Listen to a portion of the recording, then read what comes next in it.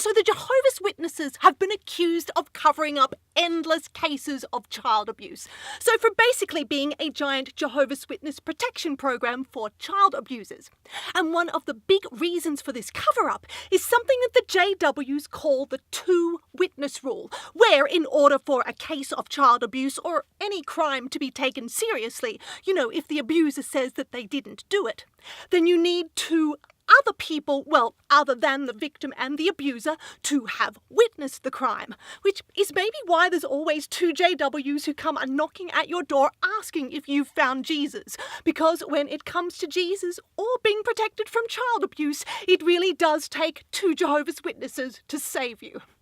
But because, strangely enough, there usually aren't two other witnesses, this means that after reporting the child abuse and then nothing being done about it, the victim has to try to coexist in the community with their abuser, an abuser who knows that they have been accused of child abuse.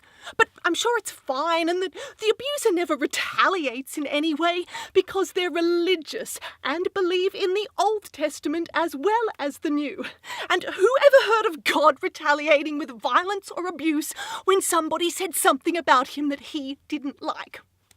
And the reason for this crazy rule? Well, because of the Bible, of course, where in Deuteronomy it says that one witness may not rise up against a man, but that you need 2 or 3 other witnesses. And, of course, the all-loving and all-moral Jesus backs up this scripture in the book of Matthew. So I guess when it comes to sexual assault, Jesus really does want you to turn the other cheek in every sense of the word. And of course, victims were told not to report any of this to the police, and that if they did, they could be kicked out of the religion and cut off from their family and friends forever. So basically, the victim was being punished, but not the abuser. Proof that the JWs really do follow in the footsteps of God.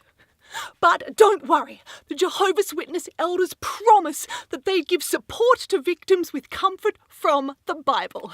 Presumably like how God also allowed rape and abuse to happen to children. So be comforted by the fact that what happened to you is basically an act of God. Because when it comes to not protecting children from child abuse, if anybody can do it better than the Jehovah's Witnesses, then it's God. I'm just the son of a carpenter, and I don't want anything from ya, except for your eternal love.